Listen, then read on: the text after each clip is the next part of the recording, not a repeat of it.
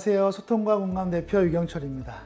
환경의 변화는 조직이 따라잡기 힘들고 조직의 변화는 직원이 따라잡기 힘들며 직원의 변화는 리더가 따라잡기 힘들다는 말이 있습니다. 조직의 선두에서 가장 트렌드에 민감하고 변화에 빠르게 대처해야 하는 리더가 가장 뒤처지는 상황을 말하는 것이죠. 그렇다면 그 어느 때보다 빠르게 변하는 뉴노멀 시대에 우리는 어떤 리더가 되어야 할까요? 과거에는 큰 소리 뻥뻥 치고 카리스마 넘치는 패기로 구성원들이 이끌고 가는 것이 훌륭한 리더십이라고 생각하는 사람들이 많았습니다. 어떤 학자들은 리더십을 타고난 것이라고 말하기도 하고 리더는 배우면서 성장하는 것이라고 말하기도 합니다. 이처럼 세상은 리더십에 대한 수많은 담론을 내놓고 있지만 리더십은 결국 내가 평가하는 것이 아니라 타인에 의해 평가되는 것입니다. 즉, 리더십은 리더의 영향력에 대한 타인의 평가라는 것임을 잊지 말아야 합니다. 그 누구도 스스로 나는 훌륭한 리더다, 나는 탁월하다 라고 말할 수는 없습니다. 그것은 자신만의 생각일 뿐이죠. 리더십은 상사, 동료, 구성원들의 평가에 의해 좌우된다는 것을 항상 기억해야 합니다. 오늘도 수많은 학자들이 리더십을 연구하고 있으며 세상의 트렌드를 반영하여 리더의 역할과 책임에 대해 말하고 있습니다. 그중 리더십 메타 연구로 유명한 게리 유클은 리더십이란 무엇을 해야 하고 그것을 어떻게 할 것인지 이해하고 합의되도록 타인에게 영향을 미치는 과정이며 공유된 목표를 달성하기 위해 개인과 집합적 노력을 촉진하는 과정이다라고 정의했습니다. 즉, 리더십은 조직이 실현해야 하는 비전을 설정하고 그 비전을 실현할 수 있도록 구성원들에게 영향력을 발휘해 개인과 조직을 변화시키는 과정인 것이죠. 리더십은 결국 구성원들이 공통된 목표를 달성할 수 있도록 만드는 능력인 것입니다. 따라서 리더는 조직의 성과를 달성하기 위해 스스로 무엇을 해야 하는 것이 아니라 조직의 비전과 목표를 구성원들이 정확하게 수행할 수 있도록 코칭하고 지원하는 역할을 해야 합니다. 리더가 실무자처럼 모든 일을 혼자서 하려고 하는 것은 무능한 리더의 전형입니다. 우리 주위를 돌아보면 아직도 경험에만 집착하고 인맥에만 의존하며 자기 개발에는 무관심한 리더들이 너무나 많습니다. 리더십 용어 중 피터의 원칙이란 말이 있습니다. 업무 능력이 좋고 능력을 인정받아 승진을 거듭하지만 주기가 높아질수록 오히려 능률과 효율성이 상대적으로 떨어지고 급기야 무능력한 수준에까지 이르게 된다는 것입니다.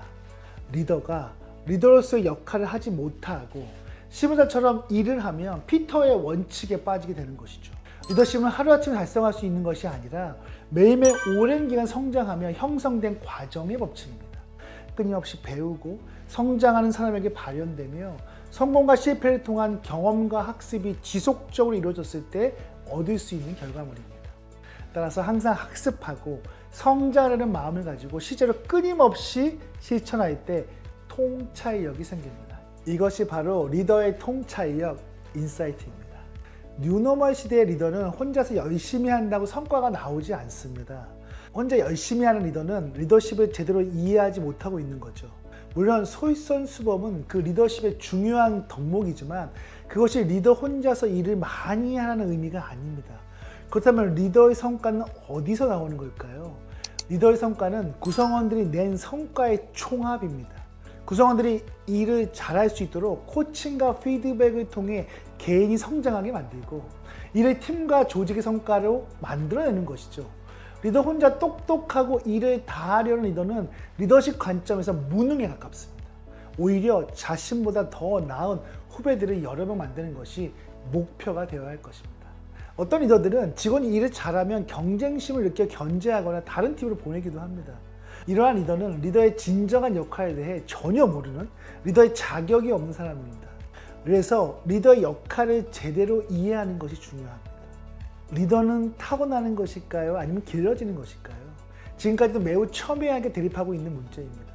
초기에 리더십 특성 이론 관점에서는 리더의 자질이나 특성은 타고나는 것이지 길들여질 수 없다는 논리를 펴기도 했습니다.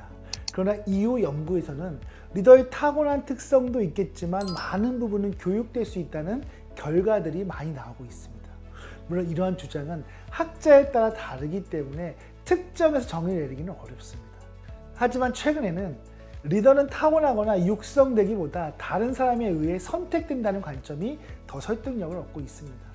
왜냐하면 구성원들이 리더를 리더로 인정해 줄 때 진정한 리더가 탄생되기 때문입니다. 결국 진정한 리더란 구성원들에게 리더로 인정받는 사람인 거죠. 그렇다면 능력, 노력, 태도 중에서 리더에게 가장 중요한 것은 무엇일까요? 일본에서 가장 존경받는 리더로 추앙받는 교사레아의 이나모리 전 회장은 태도가 가장 중요하다고 강조합니다. 리더의 덕목에 대해 태도가 가장 우선이고 그 다음이 노력과 능력이라고 말합니다. 재능만 믿고 능력주의로 일을 하는 리더는 오래가지 못합니다. 구성원들에 대한 존중과 배려, 끊임없는 애정으로 리더십을 발휘하고 코칭하는 리더들이 최고의 리더로 존경받습니다. 태도는 타고나는 것이 아니라 오랜 시간 성공과 실패의 경험을 통해 만들어지는 것이어서 태도가 좋은 리더는 반드시 좋은 성과를 냅니다. 지금까지 리더십 전문가 유경철이었습니다. 감사합니다.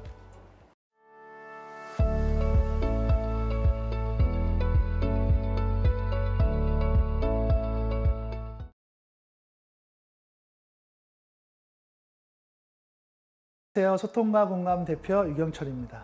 당신이 지금 리더이거나 이제 막 리더가 되었다면 어떤 역할과 책임을 가져야 할까요?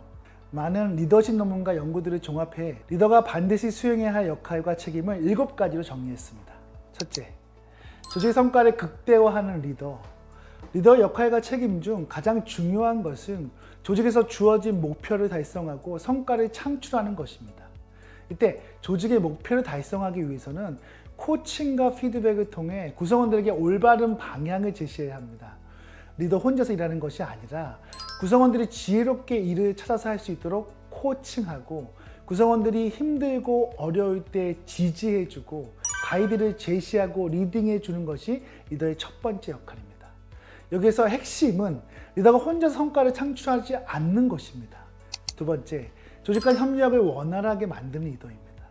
조직의 경계를 넘어 협력을 이끌어내며 고객 가치를 위해 몰입하는 것이 리더의 역할과 책임입니다. 팀워크를 구축하고 구성원 간의 상호 신뢰를 바탕으로 협업할 수 있게 만들어 성과를 내야 하는 것이죠. 또 다른 팀과의 관계에서도 협력 관계를 구축하고 지속적인 협업을 통해 어떠한 문제에도 유연하게 대처하며 시너지를 낼 수 있어야 합니다. 조직에서 가장 중요한 것이 협업입니다. 아무리 훌륭한 팀이라도 다른 팀과 시너지를 내지 못하면 성과를 낼 수 없습니다. 훌륭한 리더는 다른 팀과의 관계에서 유연하게 소통하여 몇 배의 성과를 낼 수 있도록 조정하는 역할을 해야 합니다. 세 번째는요, 구성원의 성장을 지원하는 리더입니다. 구성원의 성장이 조직의 성장입니다. 구성원들이 스스로 일을 찾아 해결하는 등 역량이 높아지면 성과는 자연스럽게 나오게 됩니다. 리더는 구성원 개개인의 경력 개발 계획을 확인하여 커리어를 쌓을 수 있도록 돕고 성장을 위해 필요한 것들을 물심양면으로 지원해야 합니다. Z세대의 최대 관심사는 자신의 성장입니다. 그 욕구를 충족시켜준 리더는 자연스럽게 성과라는 열매를 맺을 것입니다. 과거와 달리 카리스마 넘치는 리더는 버티기 힘든 세상이 되었습니다. 구성원들이 꾸준히 관찰하고 지원이 필요한 부분은 무한 코칭을 통해 성장할 수 있게 만들면 조직의 변화와 성과는 자연스럽게 이루어집니다. 네 번째는 소통과 공감의 조직 문화를 만드는 리더입니다. 리더는 구성원들과 끊임없이 소통하고 공감해야 합니다. 건강한 조직 문화를 만들기 위해 구성원 간의 갈등이 있는지 확인하고 어려움이 있다면 꾸준히 경청과 공감을 통해 손을 잡아주어야 합니다.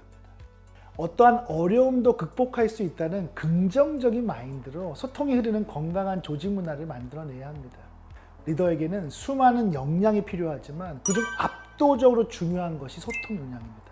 시간이 없어도 힘들어도 소통을 시도해 봅시다. 그러면 답이 보일 것입니다. 다섯 번째는 변화와 혁신의 문화를 만드는 리더입니다.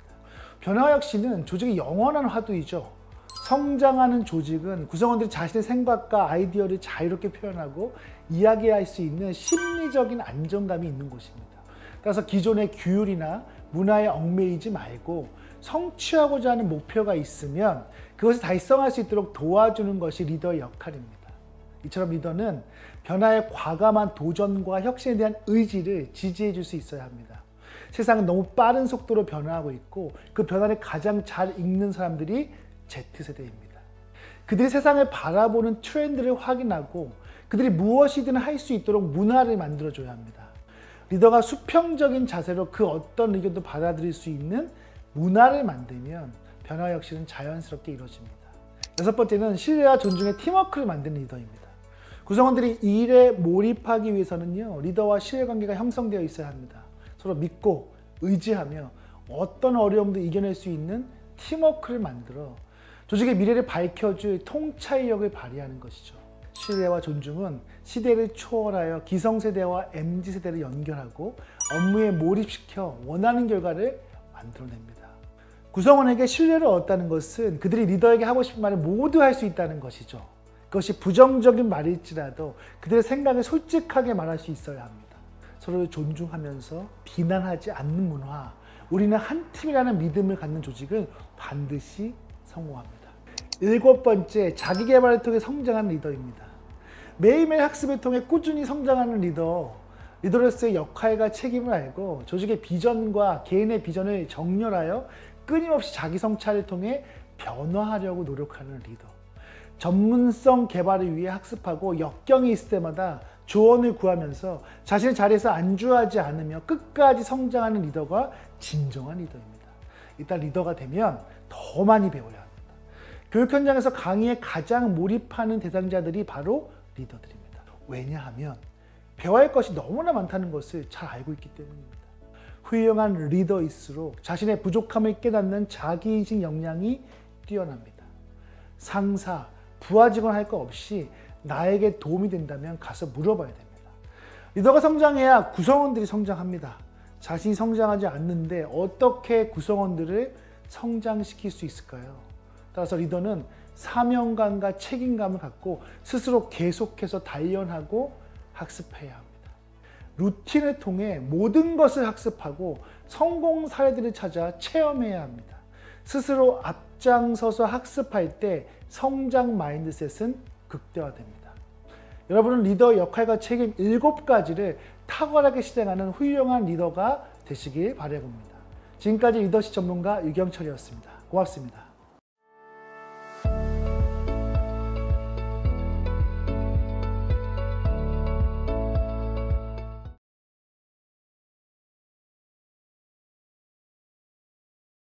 한 통계조사에 따르면 리더들은 자기인식이 많이 떨어지는 것으로 나타났습니다.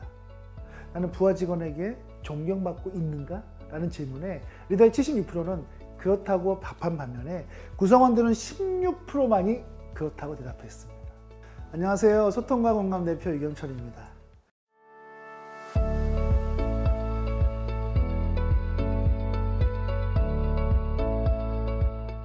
세계적인 리더십 기관인 CCL에서는요, 리더에게 꼭 필요한 4가지 핵심 역량으로 커뮤니케이션, 영향력, 학습 민첩성, 자기인식을 선정했습니다.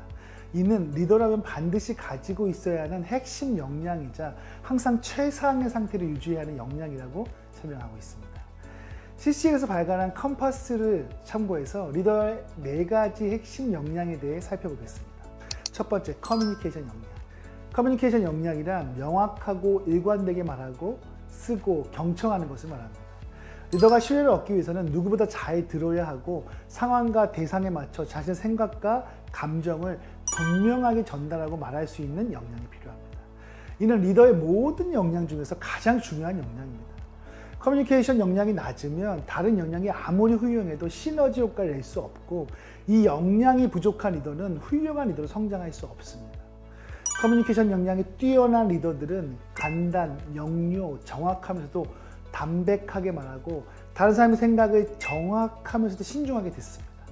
미소, 표정, 열정적인 모습, 목소리 등 비언어 커뮤니케이션을 잘 활용합니다. 두 번째는 영향력 역량입니다.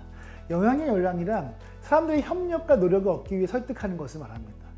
구성원, 파트너, 공급자, 협력업체, 고객 등 다양한 사람들에게 영향력을 줄 수 있는 역량입니다. 영향력 있는 리더는 그 존재만으로 구성원들에게 변화할 수 있는 에너지를 주고 말과 행동 하나하나로 구성원들의 마음을 움직이게 만드는 힘이 있습니다. 영향력이 있는 리더들은 어떤 말과 행동이 사람들의 마음을 움직이게 하는지 잘 알고 있고, 영향력의 범위는 조직의 상하좌우 모든 영향에 해당되며 자신의 권한이나 위치가 아닌 존재 자체로 다른 사람들에게 영향을 줄 수 있습니다. 세 번째는 학습 민첩성 역량입니다. 학습 민첩성 역량이란 다양한 경험을 탐색하고 배운 내용을 새로운 도전에 적용하는 것을 말합니다.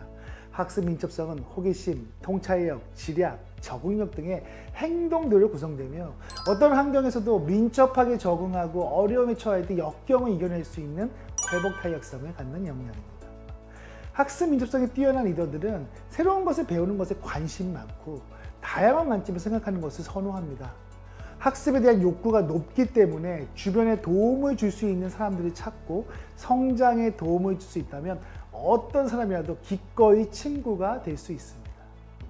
네 번째는 자기인식 역량입니다.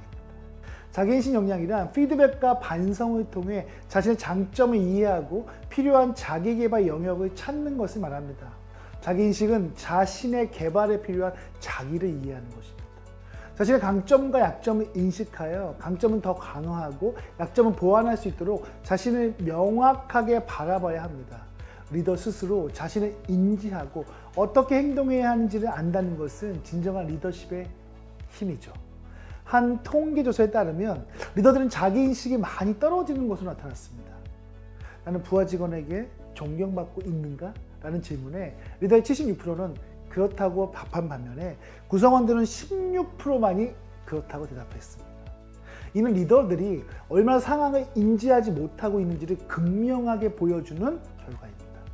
자기인식 역량이 뛰어난 리더들은 자신이 구성원들에게 미치는 영향력의 정도를 제대로 이해하고 있고 자신에게 부족한 것이 무엇인지 잘 알고 있으며 그것을 개선하기 위해 지속적으로 노력합니다.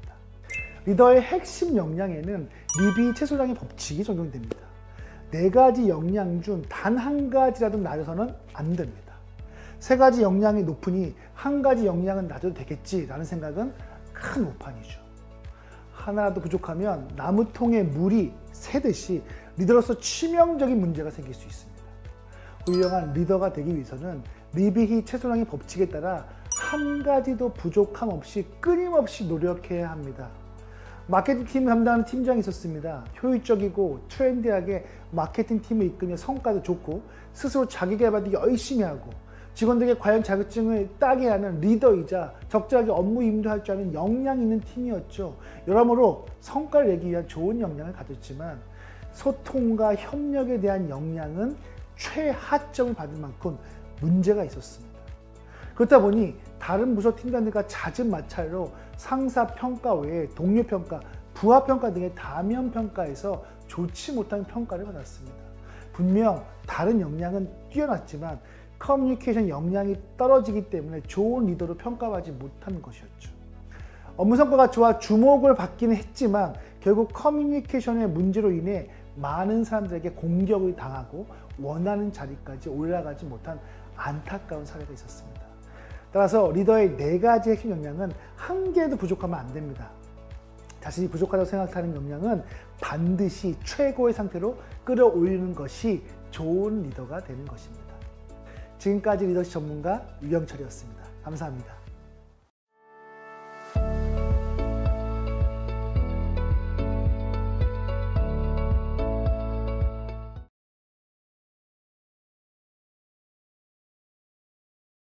결국 소통을 잘하는 사람들은 소통 마인드셋과 소통 패러다임을 긍정적이면서도 올바르게 행동으로 적용하고 있는 사람들입니다. 안녕하세요. 소통과 공감 대표 유경철입니다.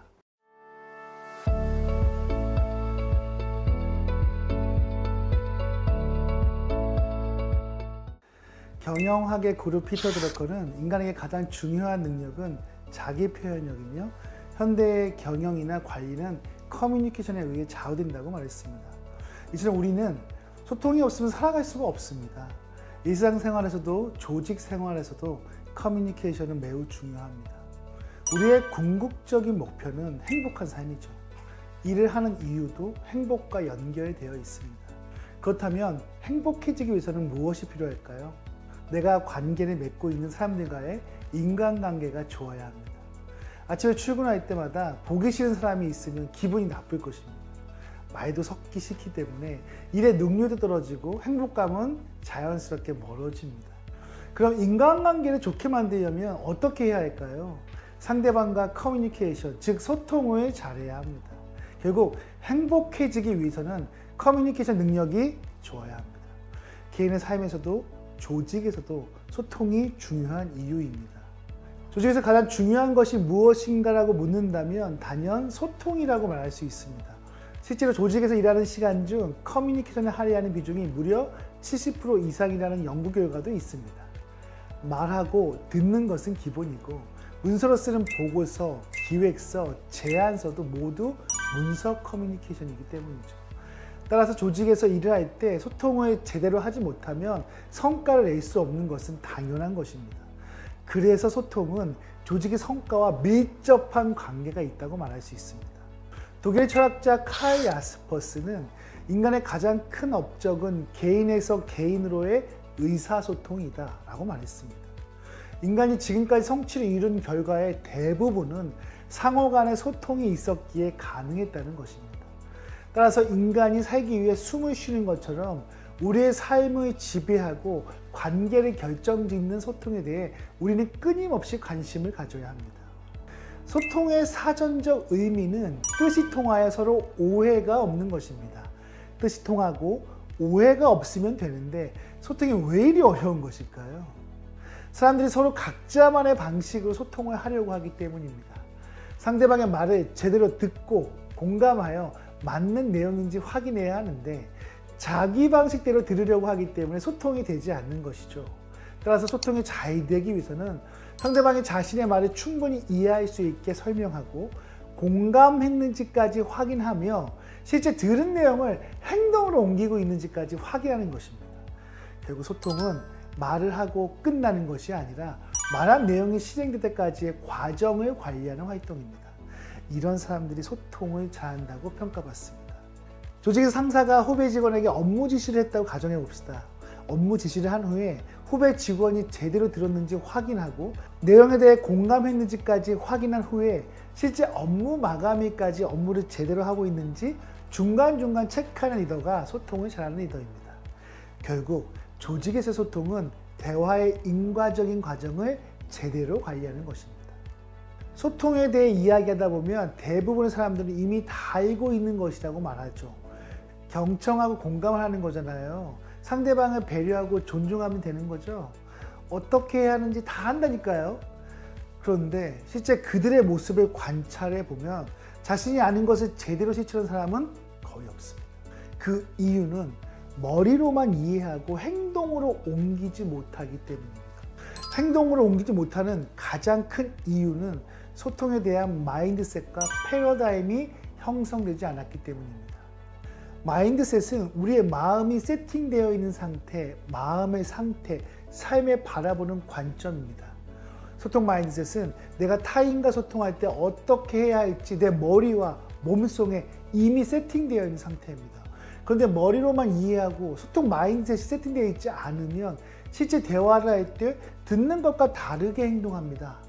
동료에게 친절하게 대해야 한다는 것을 알면서도 소통 마인드셋이 안 되어 있으면 타인과 대화할 때 마음에 안 드는 상황이 갑자기 화를 내고 상대방을 함부로 대하기도 합니다. 패러다임은 사람들의 견해나 사고를 지배하고 있는 이론적 틀이나 개념의 집합체를 말합니다. 사람은 자신만의 패러다임에 따라 행동하고 말하게 됩니다. 의미상으로 보면 마인드셋과 패러다임의 맥락은 비슷합니다. 결국 소통을 잘하는 사람들은 소통 마인드셋과 소통 패러다임을 긍정적이면서도 올바르게 행동으로 적용하고 있는 사람들입니다. 소통에 대한 마인드셋과 패러다임이 긍정적으로 세팅되어 있는 사람들은 알고 있는 것을 제대로 실천하기 때문입니다. 긍정소통 마인드셋이 세팅되어 있으면 타인을 존중하고 배려하면서 말하고 화가 날 때도 스스로를 제어할 수 있으며 상대방 중심으로 생각하면서 대화를 합니다. 기본적으로 경청과 공감을 잘하며 필요한 말들은 타인을 존중하면서 논리적으로 피드백할 수 있습니다. 갈등 상황에서도 타인의 의견에 공감하며 최선의 결과가 나올 수 있도록 노력합니다. 상대방의 성격을 파악해 그에 맞는 소통을 하거나 사람들의 스케일에 맞게 맞춤형 소통을 하기도 합니다. 이 모든 행동들은 소통 마인드셋과 패러다임의 변화에서 옵니다. 이것이 소통의 모든 것입니다. 따라서 항상 소통 마인드셋이 긍정적이고 올바르게 되어 있는지 점검하시고 긍정 소통의 패러다임의 변화를 위해 무엇을 할지 고민해야 합니다. 지금까지 리더십 전문가 유경철이었습니다. 감사합니다.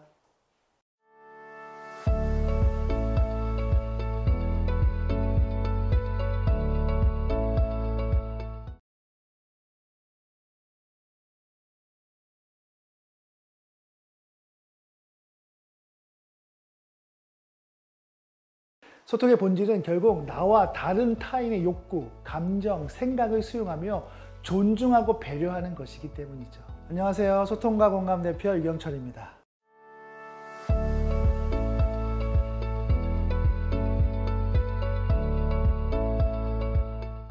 소통의 본질을 이야기할 때 비유하는 것이 프리즘입니다. 어린 시절 가지고 놀았던 프리즘을 기억해 봅시다. 빛의 프리즘을 통과하면 방향에 따라 빨주노초 파란 모든 다양한 색깔이 보여지게 됩니다. 하나의 빛이 들어왔는데 왜 이렇게 다른 색이 보여질까요? 소통도 이 프리즘과 같은 원리를 적용할 수 있습니다. 소통이 어려운 것은 인식의 프리즘 때문입니다. 인간은 살아온 환경과 성격, 가치관, 신념 등이 모두 다르기 때문에 각자의 욕구, 감정, 생각도 다릅니다. 따라서 똑같은 것을 보고 들어도 인식하는 결과가 다르다는 것을 인식의 프리즘으로 비유합니다. 동일한 영화를 봤는데 한 명은 너무나 재미있었다고 하고 다른 한 명은 최악이라고 말하는 이유도 바로 인식의 프리즘 차이 때문입니다.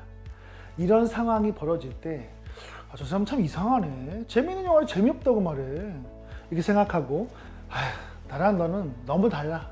같이 어울릴 사람은 아니야. 라고 생각하면 그 사람과의 관계와 소통은 어렵게 됩니다. 이처럼 사람들은 각자의 욕구, 감정, 생각이 다르기 때문에 다른 인식의 프리즘을 통해 세상을 봅니다. 따라서 우리가 대화를 할 때 나의 욕구, 감정, 생각은 사실이 아니면 인정하는 것이 중요합니다. 나의 욕구, 감정, 생각은 객관적인 사실이 아니라 주관적인 경험이면 인정하는 것이죠.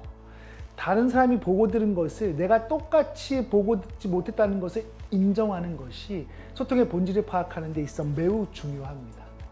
인식의 프리즘을 이해할 수 있다면 사람들과 대화할 때 인식의 폭이 넓어집니다.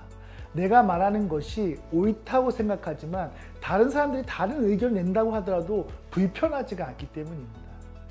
왜냐하면 우리는 인식의 프리즘을 통해 다른 생각을 할 수 있다는 것을 충분히 알고 있기 때문입니다. 이를 통해 다양한 관점에서 바라볼 수 있고 타인의 의견도 수용해서 들을 수 있습니다. 인식의 프리즘을 이해한다는 것은 사고의 영역을 넓히는 작업입니다. 이것이 잘 되면 소통의 본질 관점에서 누구와도 편안하게 대화할 수 있습니다. 일반적으로 갈등이 생겼을 때 대화가 잘 안 되는 것은 사람들이 자신의 말만 맞다고 생각하고 타인의 생각을 받아들이지 않으려고 하기 때문이죠. 그러나 다음과 같이 나와 타인의 인식의 프리즘을 이해하고 받아들이면 그 어떤 사람과도 편하게 소통할 수 있습니다. 첫째, 일단 소통을 할 때 상대방의 인식의 프리즘을 존중하고 이해합니다.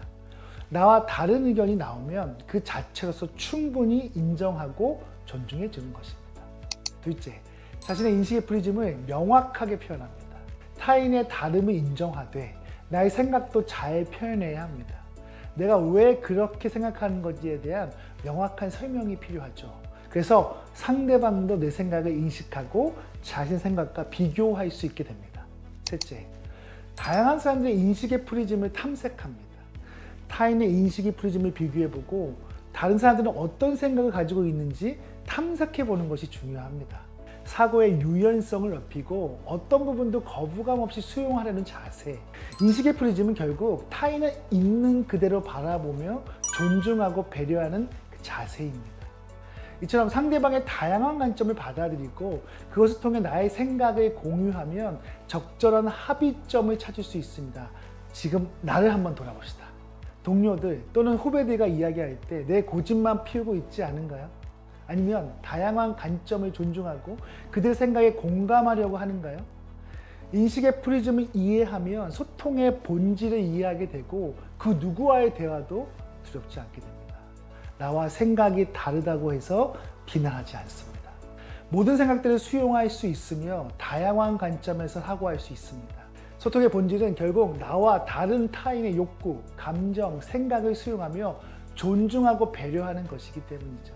다른 나라에 가려면 여건이 필요한 것처럼 나의 말을 상대에게 제대로 전달하려면 마음의 여건이 필요합니다. 마음의 여건은 호감을 뜻합니다.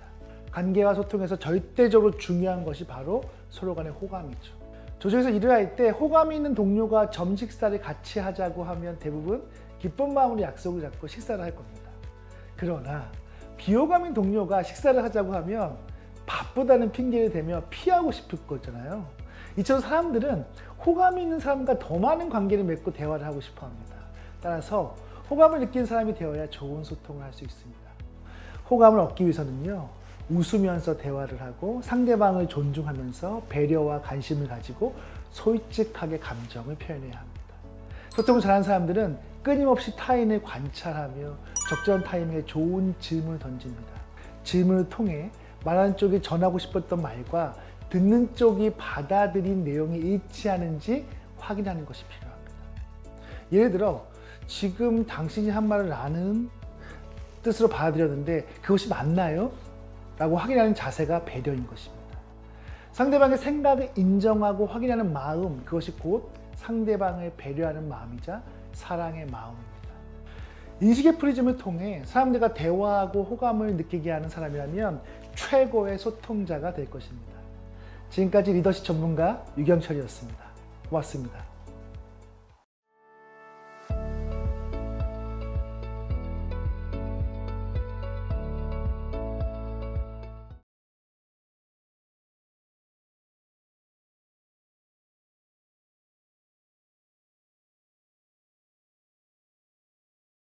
공감하며 듣는다는 것은 상대방의 말을 잘 들어주고 감정을 알아주며 본심까지 파악하는 것입니다. 안녕하세요. 소통과 공감 대표 유경철입니다.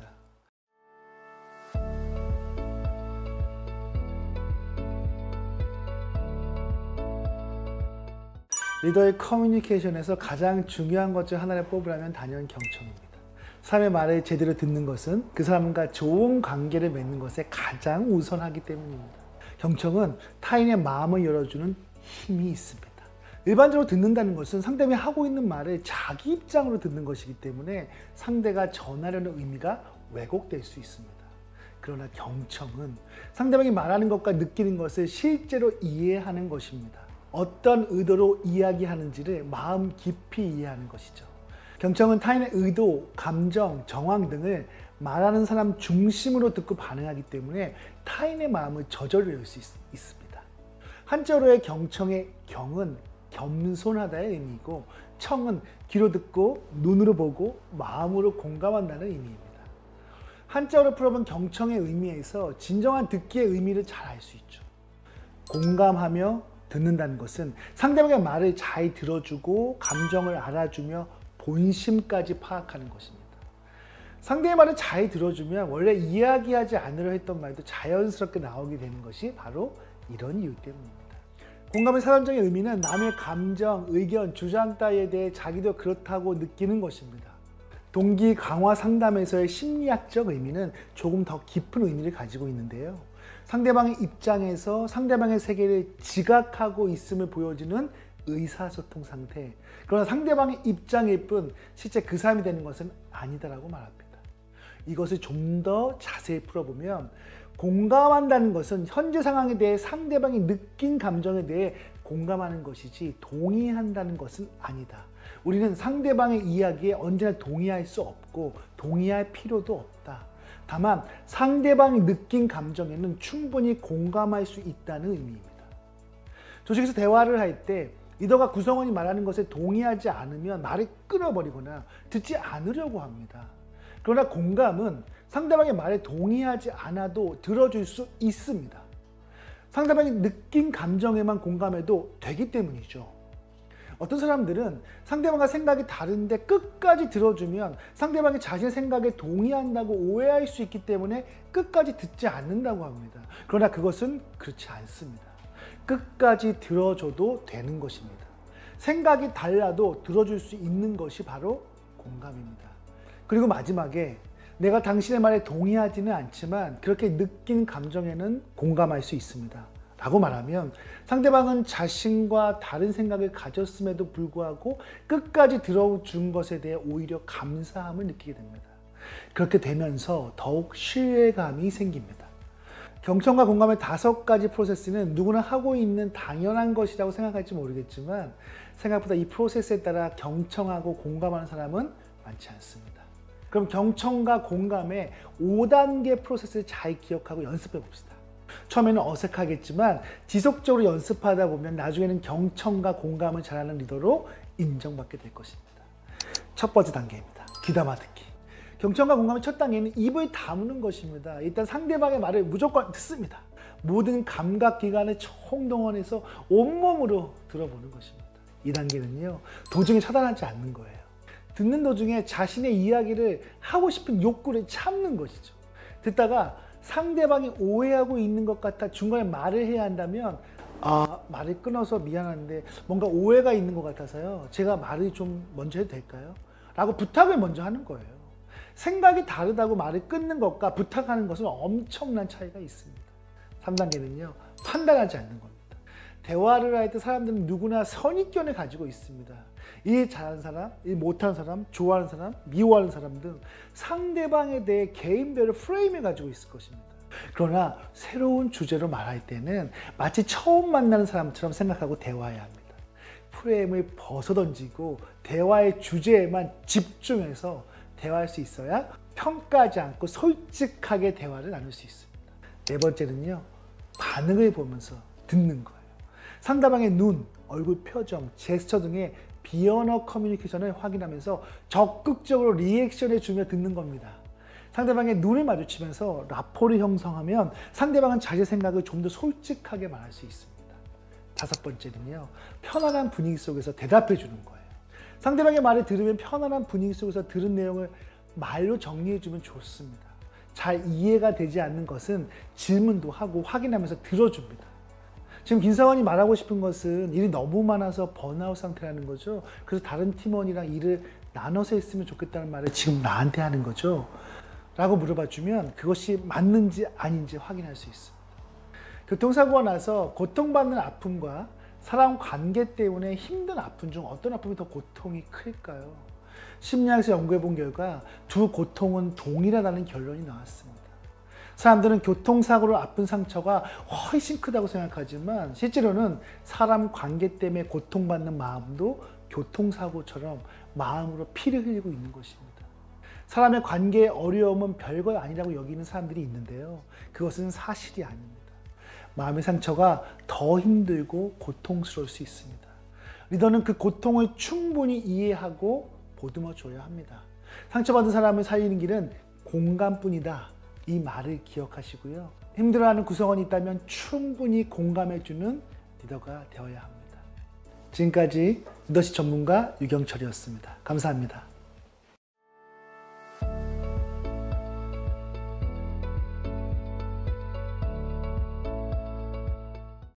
나의 변화를 위해 진심으로 피드백을 주는구나 라는 생각이 들 수 있게 피드백을 하는 것이 중요합니다.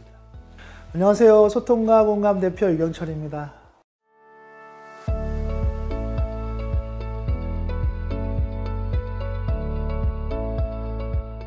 유동관 씨는 동료들과 대화할 때 무례하고 다소 난폭한 말투에 질문을 합니다. 이 문장은 관찰일까요? 추측일까요? 관찰처럼 보이지만 추측입니다.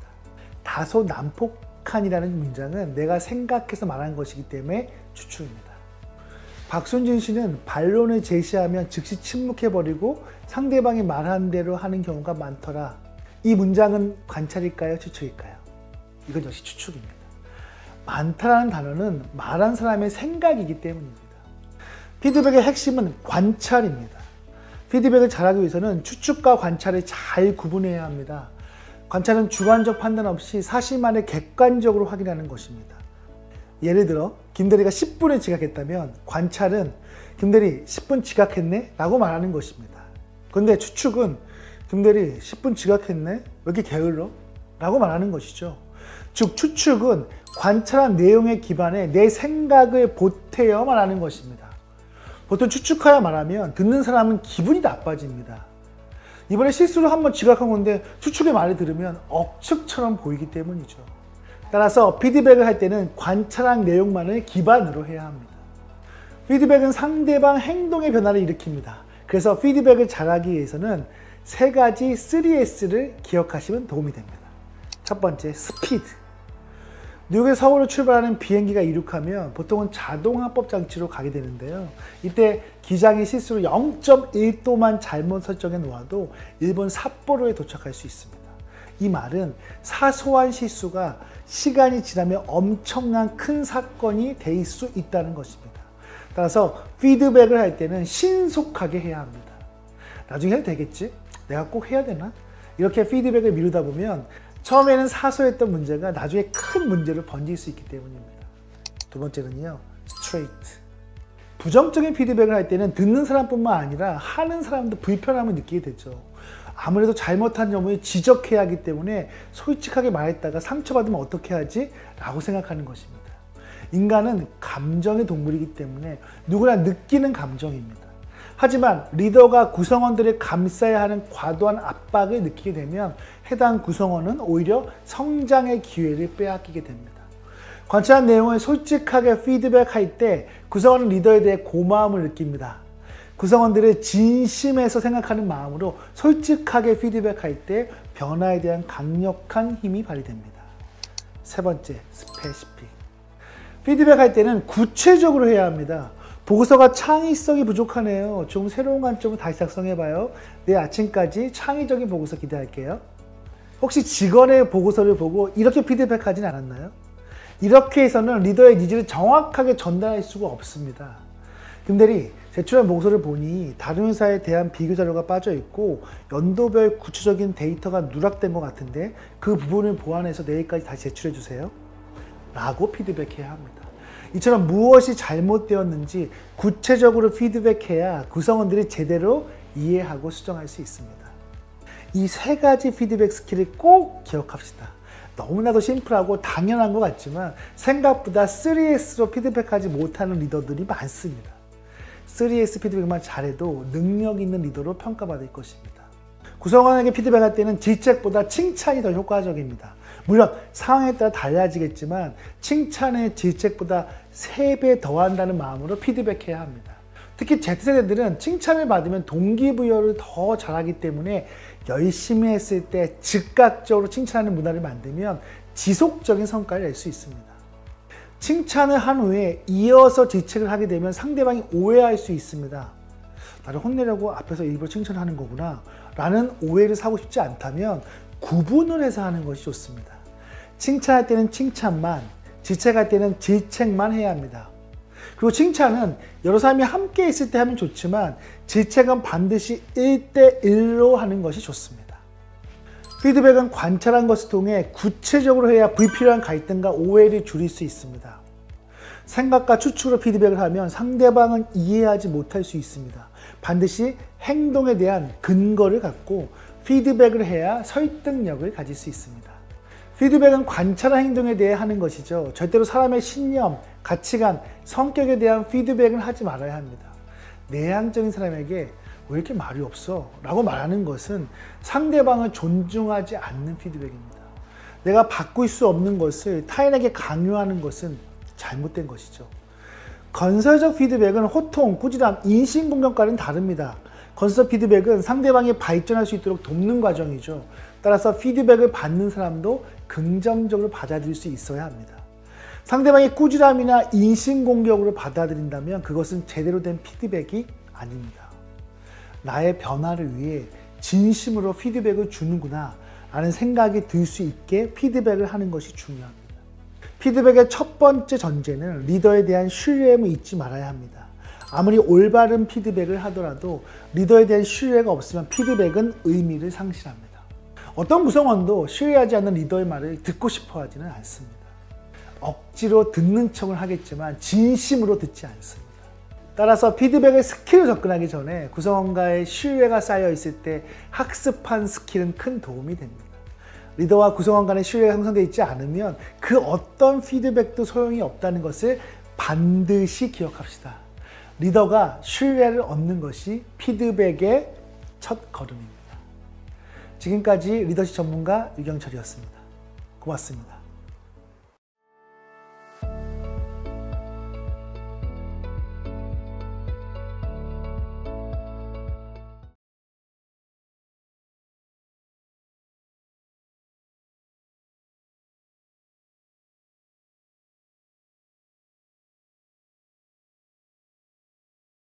경영자나 리더가 성과에 대한 본질의 결과를 포함한 과정에서 실적까지 함께 바라보는 시각이 필요합니다.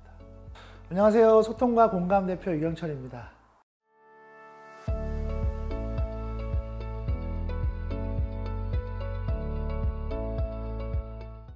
조직은 항상 리더에게 성과를 만들어내라고 요구합니다. 리더의 역할 역시 목표 달성을 통해 성과를 내는 것이죠. 물론 성과를 내는 것이 리더에게만 국한된 문제는 아니겠지만 리더는 특히 더 성과 관리에 신경 써야 합니다.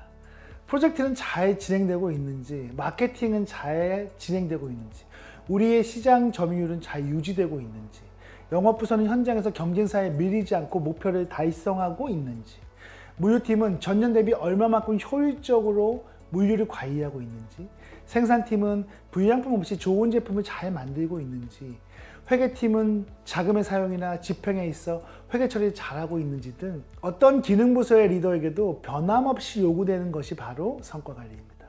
성과관리는 리더가 최고의 성과를 내고 목표를 달성할 수 있도록 조직을 체계적으로 관리하는 것을 말합니다. 즉, 리더가 팀이나 조직 단위에서 성과를 낼 수 있도록 업무를 지시하고 코칭과 피드백을 통해 조직 전체의 성과의 합이 성공적인 결과로 나타날 수 있도록 관리하는 것이죠.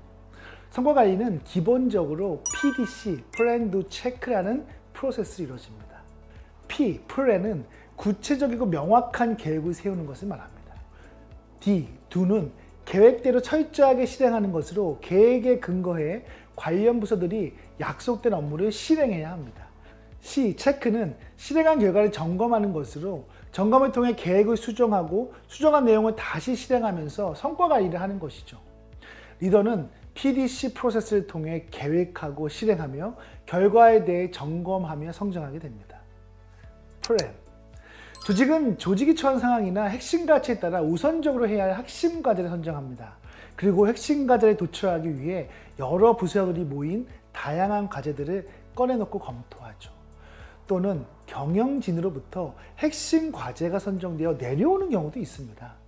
아래에서 올라가는 바텀업 방식이든 위에서 내려오는 탑다운 방식이든 조직에게 가장 필요한 핵심 과제가 먼저 선정되어야 합니다. 핵심 과제가 선정된 이후에는 각각의 핵심 과제에 따라 전체적인 사업 계획과 액션 플랜이 수립됩니다. 여기에는 핵심 과제를 해결하기 위한 사업 전략이 포함되죠. 그리고 부서별로 해야 할 업무에 대한 주요 내용과 역할들이 정리됩니다. 실행 단계에서는 주관 부서를 중심으로 관련 부서들이 협업을 통해 업무가 진행됩니다. 내부 관련 부서 외에 외부 기관과 협력을 해야 하는 상황이 발생하기도 합니다. 실행 단계에서는요, 사업 계획에 의거한 내용을 기반으로 힘있게 추진해야 하는데 예상하거나 예상하지 못했던 다양한 장애 부분들이 생길 수 있습니다. 인식의 차이로 나타나는 문제나 변화에 대한 익숙하지 못한 상황에서 문제가 발생하기도 합니다. 이러한 경우 커뮤니케이션을 통해서 문제를 해결해 나가야 합니다. 체크. 성과를 측정하고 평가하는 단계입니다. 여기서는 결과에 대한 정량적인 평가와 더불어 과정 중에 만들어진 정성적 지표까지 평가해야 합니다. 이를 통해 이번 사업 계획에 대한 목표 달성 정도를 조직 전체가 확인할 수 있게 됩니다. 아울러 성격 평가를 통해 추가로 해결해야 하는 개선 과제를 도출하게 됩니다. 그리고 다시 계획 단계로 접어들게 돼서 PDC가 반복적으로 순환되어집니다. 그럼 실무에서는요, PDC를 통해 어떻게 성과 관리를 할까요? 투두 리스트를 제대로 관리하면 놀랍게도 업무가 제대로 돌아가고 성과 관리가 가능해집니다. 투두 리스트를 통해서 주기적으로 구성원이 어떤 일을 할 것인지 확인하고 응원해 주는 것입니다.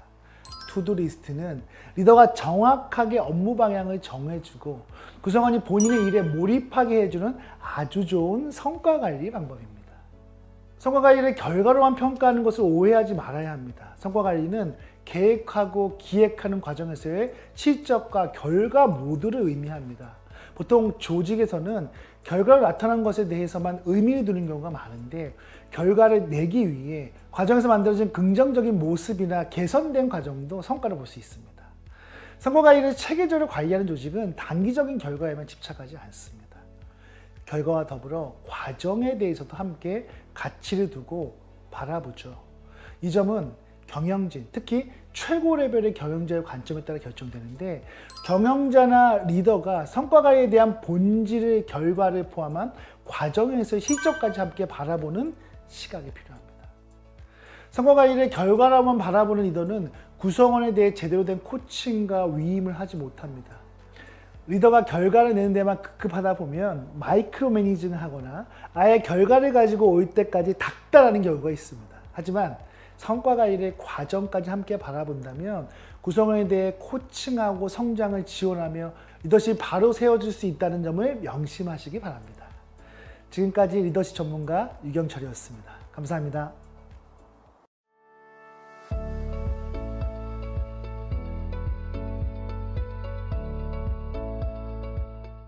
어려워하거나 피하지 말고 구성원과 함께하는 시간을 자주 만들면 구성원과 리더가 함께 성장하는 좋은 기회가 될 것입니다. 안녕하세요. 소통과 공감 대표 유경철입니다.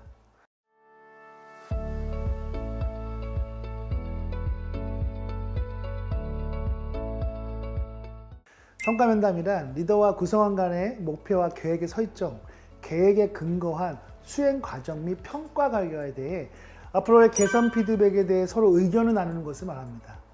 리더들 중에는 성과 면담을 어렵게 생각하는 경우가 많습니다. 사람이 평가하는 것이기도 하고 구성원이 평가받는 것에 대해 거북하게 느낄 수도 있기 때문이죠. 하지만 성과 면담이 본연의 목적에 맞게 제대로 운영될 때 조직은 긍정적인 방향으로 성장할 수 있습니다. 리더가 성과 면담을 잘하기 위해서는 5단계의 성과 평가 프로세스가 필요합니다. 첫 번째, 성과 계획. 성과 계획은 목표 설정과 성과로 나타나는 결과에 대해 서로 합의하는 과정을 말합니다. 어떻게 목표가 설정되었으며 어떻게 평가할 것인지 기준을 미리 정하는 것이죠. 성과 계획은 꼭 사무실에서 하는 것보다는 리더와 구성원이 서로 편안한 장소와 시간을 선택해 진행하는 것이 좋습니다. 두 번째, 중간점검. 중간점검은 리더와 구성원이 성과 계획에 대해 어떻게 진행되고 있는지 서로 논의하는 과정입니다. 중간점검은 분기 또는 반기마다 하는 경우가 대부분이지만 최근에는 상시로 운영하는 경우가 늘고 있습니다. 그래서 필요하다면 언제든지 중간점검을 시행하는 것이 좋습니다.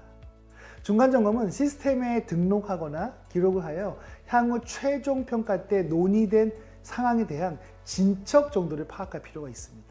중간점검 과정에서 목표를 수정하거나 계획을 수정하는 경우도 발생합니다. 세 번째, 최종평가죠. 최종평가는 정확히 말하면 최종평가를 위한 사전 면담입니다. 최종평가를 앞두고 있는 상황에서 정량, 정성평가에 대한 최종평가를 사전에 공유하고 구성원이 납득할 수 있도록 의견을 교환하고 합의하는 과정입니다. 최종 면담에서는 구성원이 본인의 업무 실적에 대해 의견을 개진해야 하며 리더와 견해 차이가 있다면 견해 차이를 해결하는 시간으로 운영합니다. 네 번째는 이의 신청 및 피드백입니다. 이의 신청과 피드백은 이의가 있는 경우에만 해당되는 것으로 이의 신청에 대해 합당한 점이 있을 경우에만 별도의 면담을 통해 점검하고 피드백하는 것으로 진행하는 것이 일반적입니다.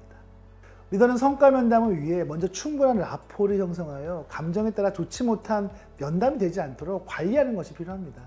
또한 리더와 구성원 간에 평소 만들어 놓았던 소통과 신뢰를 바탕으로 성과 면담을 할 수 있도록 해야 합니다. 이러한 성과 면담 프로세스를 잘 실행하기 위해서 1대1 면담을 잘하기 위한 팁을 알려드리고자 합니다. 리더십 베스트셀러 작가 존 맥스웰은 팀 리더십 핵심 요소로 1대1 면담을 강조했습니다. 리더는 1대1 면담을 통해 구성원들과 신뢰관계를 구축하고 구성원의 역량을 개발하며 조직의 성과를 향상시킬 수 있다고 말합니다. 1대1 면담을 꺼리고 심지어 두려워하는 리더들도 있습니다. 특히 성과 면담에서는 1대1 면담이 필수인데 그때마다 스트레스를 호소하는 리더들이 있습니다. 하지만 1대1 면담은 성과 평가 기간에만 진행되는 것은 아닙니다. 상시적으로 성과를 관리하기 위한 방법으로 실시되어야 합니다. 리더가 1대1 면담을 잘하기 위한 3가지 방법은 다음과 같습니다. 첫째, 리더는 구성원들에게 1대1 면담의 내용을 미리 안내하는 것이 좋습니다. 리더가 갑자기 1대1 면담을 하자고 하면 구성원들은 긴장하기 마련이죠. 자신이 무엇을 잘못했다거나 새로운 업무를 내리려는 것으로 오해할 수 있습니다. 따라서 1대1 면담을 하기 전에 이런 내용으로 1대1 면담을 실시하겠다는 내용을 공지합니다. 둘째, 1대1 면담의 배경을 설명해야 합니다. 1대1 면담이 성과를 위한 소통과 이해를 높이는 중요한 일임을 알고 업무 환경과 분위기가 좋아진다는 점을 알려야 합니다. 이를 위해 리더가 구성원의 업무 상황을 잘 이해하고 있고 적절히 지원하고 협력하고자 한다는 점을 말해줍니다. 셋째, 1대1 면담은 자연스러운 업무 중 하나이며 언제든 상시적으로 할 수 있다는 점을 이해시키고 너무 길지 않은 시간 동안 짧게 진행합니다. 오랜 기간 리더들이 경험한 바에 의하면 긴 면담은 상대방을 지치게 하고 다음번 1대1 면담에 대한 부담감을 키웁니다. 1대1 면담은 구성원에게 리더의 영향력을 진정성 있게 전달할 수 있는 좋은 방법입니다. 어려워하거나 피하지 말고 구성원과 함께하는 시간을 자주 만들면 구성원과 리더가 함께 성장하는 좋은 기회가 될 것입니다. 바쁘다고 미루지 마시고요. 시간을 정해 꾸준히 하게 된다면 구성원을 제대로 관리할 수 있을 뿐만 아니라 성과를 내게 하는 중요한 리더십을 발휘하는 것이라는 것을 명심하시기 바랍니다. 지금까지 리더십 전문가 유경철이었습니다. 고맙습니다.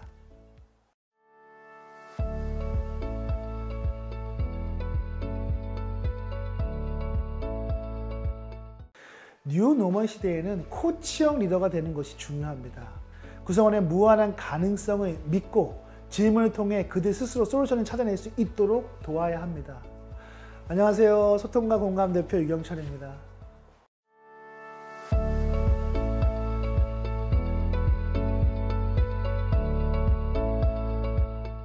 리더가 구성원을 코칭할 때는 대화 모델을 사용하는 것이 효과적입니다. 라포 형성, 경청과 공감, 질문, 피드백 등의 코칭 대화 스킬이 완벽하더라도 대화하는 프로세스에 익숙하지 못하면 제대로 된 코칭을 할 수가 없습니다. 이때 코칭 대화 모델을 활용하면 코칭의 효과는 더욱 증대됩니다.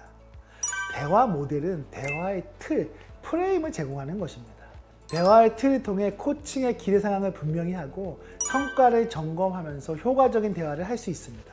매우 간단하며 즉각적으로 활용할 수 있기 때문에 대화 모델을 잘 숙지하고 있으면 어떤 대화도 어렵지 않습니다. 전 세계적으로 많은 대화 모델들이 있는데요. 이 중에서 가장 많이 사용하는 코칭 대화 모델은 존 휘트모어의 4단계 그로우 모델입니다. 첫 번째, 고울, 목표 찾기입니다. 구성원이 원하는 목표를 설정하는 단계로 구성원이 달성하고자 하는 특정 목표 또는 결과를 이끌어내야 합니다. 목표는 구체적이고 측정 가능한 스마트 원칙을 적용하면 좋습니다. 구체적이고 측정 가능하고 적시에 달성 가능하며 현실적인 목표를 함께 설정함으로써 상대에게 코칭의 명확성을 보장하는 것입니다. 목표 찾기의 질문으로는 다음과 같은 것들이 있습니다. 이러한 목표 찾기 질문을 통해 구성원이 가진 생각을 끌어낼 수 있고 대화를 하면서 주제를 만들어내고 정할 수도 있습니다. 무엇에 대해 이야기하고 싶은가요? 어떻게 되길 바라나요? 가장 이상적인 모습은 무엇인가요? 그렇게 된다면 어떤 의미가 있을까요? 가장 시급하고 중요한 과제, 이슈는 무엇일까요? 이렇게 질문하는 것입니다. 두 번째는 리얼리티, 현실 점검인데요. 구성원이 현재 상황을 스스로 인식할 수 있도록 돕는 단계로 현재 상황을 점검하여 목표에 이르지 못하는 장애 요인을 찾아야 합니다. 본인의 현재 상황을 리더에게 객관적으로 설명할 수 있도록 돕는 것이 중요한데요. 이 단계에서는 추측과 생각이 아니라 사실에 대한 것을 이야기해야 합니다. 상황에 대한 상상이 아니라 현재의 상상을 말하도록 진행하여 아하의 순간을 만드는 것입니다. 즉 자신의 현재 상황을 말하면서 내가 어떻게 해야 하는지에 대한 통찰을 느낄 수 있는 시간입니다. 현실 점검의 질문으로는요, 다음과 같은 것들이 있습니다. 이러한 현실 점검의 질문은 구성원의 현재 상황을 탐색하면서 해결책을 찾아가는 과정이라고 할 수 있습니다. 그 일이 해결되지 않으면 어떤 영향이 있을까요? 지금 현재 상황은 어떤가요? 그 상황을 10점 척도로 말해본다면 몇 점인가요? 무엇 때문에 이 문제가 일어났나요? 이를 해결하기 위해 지금까지 어떤 노력을 해왔나요? 이런 질문을 하시면 됩니다. 세 번째는요, 옵션, 대안 탐색이에요. 여러 대안 중에서 가장 근본적이고 현실적인 대안을 찾아 구체적인 행동 계획을 수립하는 단계입니다. 현재 위치에서 어떤 옵션이 실현 가능하고 성공 가능성이 가장 높은지 알아내는 것이죠. 모든 단계가 중요하지만 이 단계에서는 실천 가능한 행동과 방법을 찾아야 하기 때문에 질문 방법을 통해 다양한 아이디어를 내도록 도와야 합니다. 대안 탐색의 질문으로는요, 다음과 같은 것들이 있습니다. 이러한 대안 탐색의 질문은 솔루션을 찾아내는 과정입니다. 이 단계에서 실질적으로 변화할 수 있는 방법론과 솔루션이 나와야 합니다. 이를 바꾸기 위해 무엇을 할 수 있나요? 또 다른 대안이 있다면 어떤 방법이 있을까요? 그중 어떤 방법이 더 효과적일까요? 누구에게 도움을 받을 수 있을까요? 이런 질문을 하시면 됩니다. 네 번째는요, 실행의지예요. will. 구성원의 의지를 확인하고 실행 계획을 다짐받으며 상호 책임을 나누는 단계입니다. 구성원 스스로의 적극적인 참여가 가장 중요하며 구성원과 함께 옵션을 평가한 후 실행 조치를 취해야 합니다. 이때 상대와 함께 실행에 대한 명확한 계획을 수립하면서 예측 불가능한 장애 요인에 대한 대비를 해야 합니다. 목표 달성을 위한 지원 및 지지에 대한 동의를 구하는 것도 중요합니다. 실행 의지의 질문으로는 다음과 같은 것들이 있습니다. 이러한 실행 의지는 구성원이 계획한 것을 반드시 실행할 수 있도록 지지하고 응원하면서 실행한 결과를 확인할 수 있는 방법을 약속하는 것입니다. 이번 주 다음 달에 해야 할 일은 무엇인가요? 예상되는 장애물은 무엇이 있나요? 그것을 어떻게 하면 극복할 수 있을까요? 내가 무엇을 도우면 될까요? 언제쯤 중간 점검을 해볼 수 있을까요? 이렇게 질문하시면 됩니다. 코칭 대화 모델을 사용해 상담, 면담 등을 하면 구성원의 성장과 성과 향상에 큰 도움이 됩니다. 구글의 프로젝트 옥시전에서 발표한 좋은 리더가 되기 위한 8가지 조건에서 1위가 좋은 코치가 되라였습니다. 뉴 노멀 시대에는 코치형 리더가 되는 것이 중요합니다. 구성원의 무한한 가능성을 믿고 질문을 통해 그들 스스로 솔루션을 찾아낼 수 있도록 도와야 합니다. 코칭형 리더는 결국 조직의 성과를 폭발적으로 성장시키는 결과를 만들어낼 것입니다. 지금까지 리더십 전문가 유경철이었습니다. 감사합니다.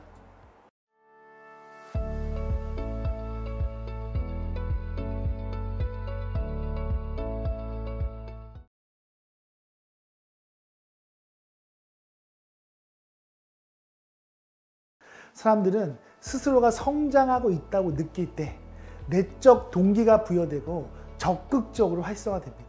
안녕하세요. 소통과 공감 대표 유경철입니다.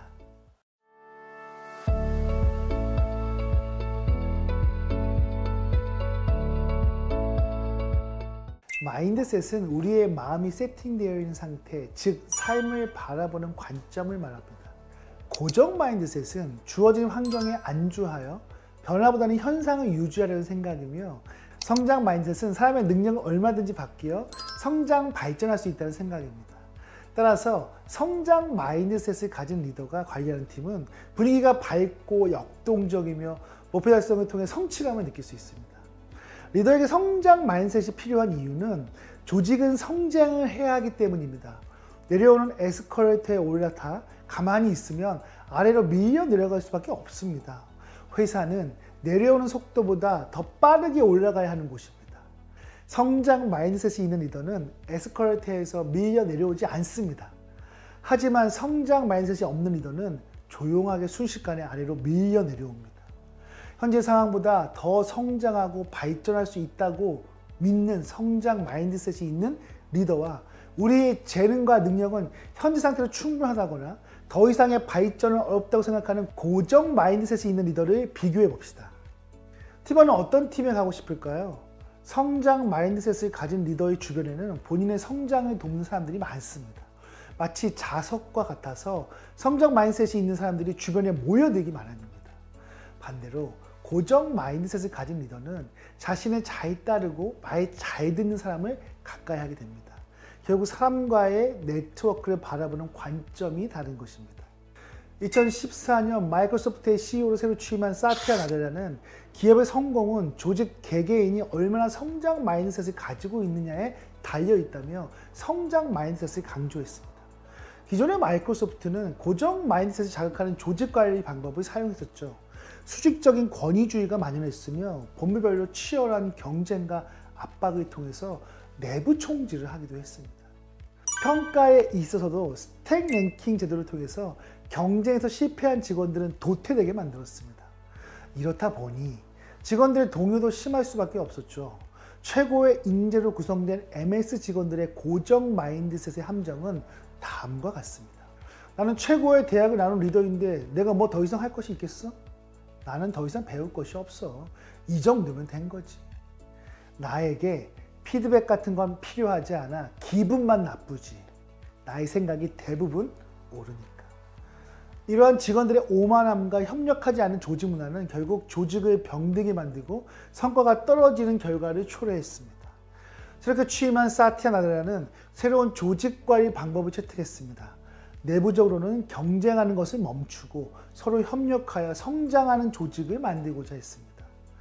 원 MS를 목표로 부서 간 협력을 촉진하고 다 알아해서 모든 것을 배우자는 조직 문화를 만들어 갔습니다. 그 결과 사티아 나델라가 취임한 이후 마이크로소프트의 주가는 우상향을 구리며 2024년 3월 기준 전 세계 시가총액 1위를 기록하고 있습니다. 현재 MS의 첫 번째 직원평가 기준은요, 성장 마인드셋입니다. 내가 다른 사람의 성공에 얼마나 기여했는가, 다른 사람의 일을 통해 나는 어떻게 나의 일을 개선했는가, 이것이 인사평가에 가장 큰 영향을 줍니다. 성장 마인드셋을 가지고 협력하면서 도움을 주는 인재가 가장 MS다운 인재라고 정의한 것입니다. 사람들은 스스로가 성장하고 있다고 느낄 때 내적 동기가 부여되고 적극적으로 활성화됩니다. 그리고 이러한 동기부여는 사람들과 좋은 관계를 형성하고 팀워크를 향상시켜 결과적으로 좋은 실적으로 결과가 나타나게 됩니다. 성장 마인드셋에 이르기 위해서는요, 다음 단계를 밟아야 합니다. 첫 번째, 인정입니다. 나의 고정 마인드셋을 일단 받아들이는 겁니다. 우리는 성장 마인드셋과 고정 마인드셋을 함께 가지고 있습니다. 사람에 따라 그것이 발현되는 양이 다를 뿐이죠. 따라서 내 안에 두 개의 마인드셋이 있다는 것을 인정하는 것입니다. 두 번째는요, 파악이에요. 무엇이 나의 고정 마인드셋을 자극하는지 알아내야 됩니다. 어떤 일이 실패했을 때, 누군가 나를 비난했을 때, 나의 타고난 성격과 신념, 가치관 등으로 인해 고정 마인드셋이 발현되는 상황을 확인해야 합니다. 그리고 특정 상황에서 고정 마인드셋이 생겼을 때 그것이 무엇인지를 명확히 알아야 됩니다. 나를 부정하는 고정 마인드셋의 실체를 알았을 때 마인드 전환을 시도할 수 있습니다. 세 번째는 명명입니다. 고정 마인드셋이 발현되었을 때 이름을 붙여주는 거예요. 이름을 부르며 타인처럼 구는 겁니다. 내가 싫어하는 사람이 있다면 그 사람의 이름을 붙여주는 것도 좋습니다. 네 번째는 교육과 동행이에요. 고정 마인드셋에게 교육을 시키는 것입니다. 나에게 부정적인 영향을 미치는 고정 마인드셋과 손을 내밀어 함께 가는 것이에요. 나의 삶의 여정이 언제든 나타날 수 있기 때문에 비난하거나 욕하지 말고 삶의 여정 속에서 성장 마인드셋으로 변화해가기 위해 컨트롤해야 합니다. 고정 마인드셋이 올라가면 화해하며 억누르고 다시 성장 마인드셋을 끌어올리려고 노력하는 것입니다. 결국 내 삶의 대부분의 시간에서 성장 마인드셋과 함께 살아가는 것이 성과를 내고 동기부여하는 것에 기여를 할 것입니다. 성장 마인드셋을 가진 리더는 조직의 성패를 좌우하는 중요한 역할을 할 수 있습니다. 구성원의 성장을 통해 성과를 내려는 리더들은 반드시 성장 마인드셋을 세팅하고 있어야 됩니다. 지금까지 리더십 전문가 유경철이었습니다. 감사합니다.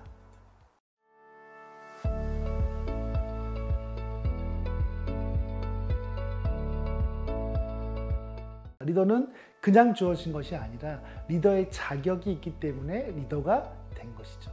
안녕하세요. 소통과 공감 대표 유경철입니다.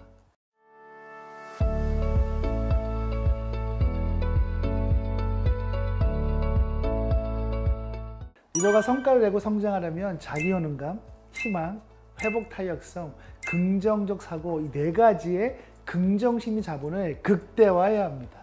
그럼 네 가지 긍정심리 자본에 대해서 한번 살펴보겠습니다. 먼저 희망입니다. 루당스와 유세프는 희망을 구체적인 상황에서 주어진 과업을 달성하려는 동기부여 상태, 즉 긍정적인 동기부여 상태라고 정의했습니다. 일상에서의 희망은 단순히 원하는 바를 이룬다는 의미로 사용되지만 긍정심 자본에서의 희망은 현실적인 계획을 세우고 중요한 목표를 이루기 위해 지속적으로 노력하여 대안을 찾으려는 마음입니다. 리더는 현재 상황이 좋아질 것이고 미래의 상황이 더 잘 될 것이라는 희망을 가지고 있어야 합니다. 희망이 있다면 스트레스를 낮추는 데 크게 도움을 받을 수 있습니다. 리더는 특히 당장의 먹구름을 보는 것이 아니라 먹구름 뒤의 태양을 바라보며 스스로 스트레스 관리를 할 수 있어야 합니다. 높은 산을 넘어가야 하는데 높은 산만 쳐다볼 것이 아니라 높은 산을 넘으면 새로운 신세계가 있다는 희망을 본인과 구성원들에게 제시할 수 있어야 합니다. 두 번째는 자기 효능감입니다. 자기 효능감은 리더의 스트레스 관리나 리더 스스로의 멘탈 관리를 위해 필요한 긍정심리 자본의 두 번째 요소입니다. 에버트 반두라는 자기 효능감에 대해 주어진 환경에서 일을 성공적으로 실행하기 위해 필요한 행동과 본인 능력에 대한 확신 또는 자신감이라고 정의했습니다. 결국 자기 효능감이란 리더 스스로 어떤 일을 성공적으로 수행할 수 있다는 기대와 신념을 말합니다. 실제로 우리는 주변에 능력 있고 인정받는 리더의 공통된 특징이 무엇인지 살펴보면 자기 효능감이 높은 사람이라는 것을 금방 알아챌 수 있습니다. 이들은 어떤 프로젝트나 과제가 있더라도 자신감이 있어 보입니다. 그리고 스스로의 문제를 해결할 수 있다고 말합니다. 본인이 책임지고 해결할 수 있다고 말하는 리더는 정말 문제를 해결하고 성공적으로 임무를 수행할 것처럼 보입니다. 당연히 리더를 믿고 따라가려는 마음이 생깁니다. 그리고 자기 효능감이 높은 리더는요, 스트레스 덜 받아요. 리더의 상사들도 주변의 동료나 구성원들도 리더에 대한 믿음을 가지고 있기 때문이죠. 이는 실제 영업팀을 오랫동안 담당했던 리더의 인터뷰를 통해서도 알 수 있습니다. 리더의 자기 효능감을 높이는 방법으로는 지금까지 조직 생활에서 경험했던 성공의 경험을 상기하면서 스스로 자존감을 높이는 것이 효과적입니다. 리더의 자리까지 올라가면서 성공의 경험은 반드시 있을 것입니다. 리더는 그냥 주어진 것이 아니라 리더의 자격이 있기 때문에 리더가 된 것이죠. 따라서 성공의 경험을 기억해 보기 바랍니다. 그리고 할 수 있다는 성공의 모습을 그려보기를 추천합니다. 성공한 모습을 그려본다면 좀 더 자신감을 얻게 되고 스트레스를 잊을 수 있는 상태에 이르게 됩니다.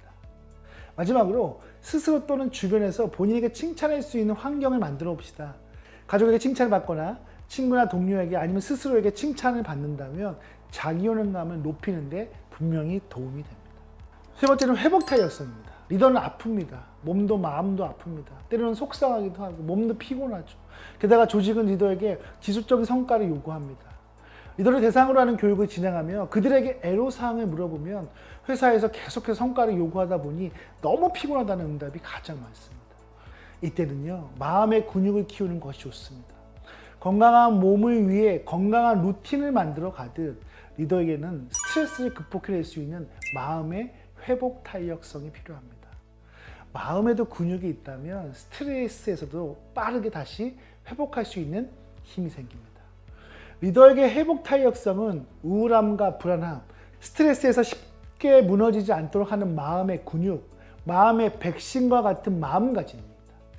리더가 회복 탄력성을 높이는 방법으로는 본인의 강점을 발견하고 본인의 강점을 스스로 인정하고 사랑하는 것입니다.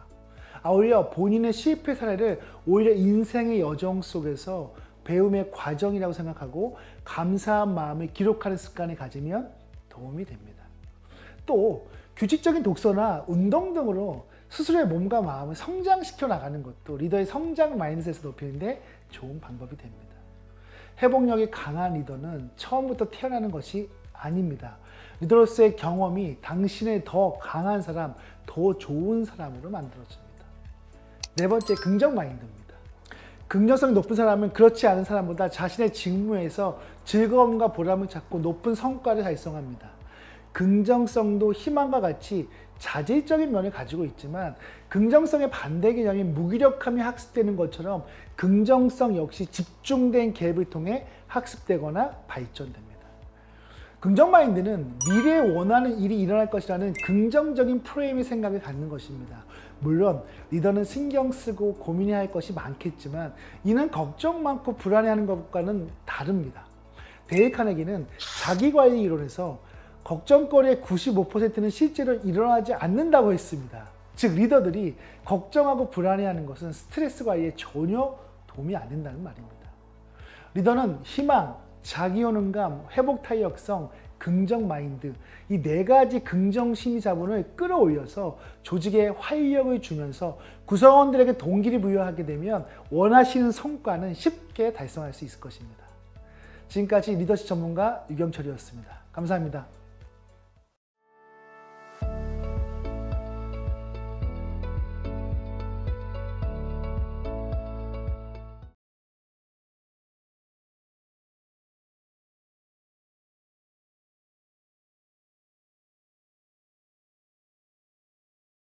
변화관리가 실패하는 대부분의 이유는 신뢰의 실패라는 것을 인식해야 합니다. 안녕하세요. 소통과 공감 대표 유경철입니다.